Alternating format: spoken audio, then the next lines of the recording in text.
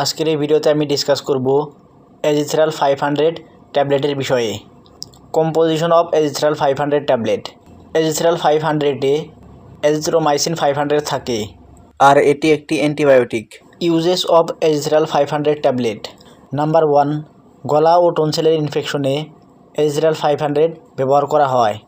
Number 2, sinus ও কানের infection থাকলে এজিথ্রাল 500 ব্যবহার করা হয়। নাম্বার 3, বুকের ইনফেকশন বা নিউমোনিয়া থাকলে এই ক্ষেত্রেও এজিথ্রাল 500 ব্যবহার করা হয়।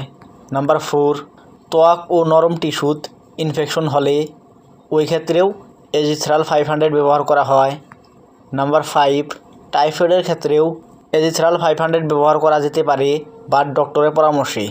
নাম্বার 6, কিছু ক্ষেত্রে ইউরিনারি ট্র্যাক্ট ইনফেকশন ও সেক্সুয়ালি ট্রান্সমিটেড ডিজিজের ক্ষেত্রেও এজিথ্রাল 500 ব্যবহার করা দেখা যায়।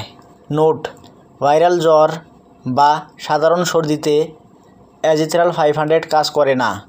ওয়ার্কিং মেকানিজম: এজিথ্রাল 500-এ থাকা এজিথ্রোমাইসিন 500-এ ব্যাকটেরিয়ার প্রোটিন সিনথেসিস বন্ধ করে, যার ফলে ব্যাকটেরিয়া বাঁচতে ও বাড়তে পারে না, যার ফলে ব্যাকটেরিয়া ধীরে ধীরে মারা যায়। ডোজেস: অ্যাডাল্ট ডোজ এজিথ্রাল 500 দিনে 1 টাইম 3 থেকে 5 দিনের জন্যে দেওয়া হয়। রোগের ধরন অনুযায়ী ডোজ ভিন্ন হতে পারে, তাই ডক্টরের পরামর্শ অনুযায়ী ডোজ নির্ধারণ করা ভালো।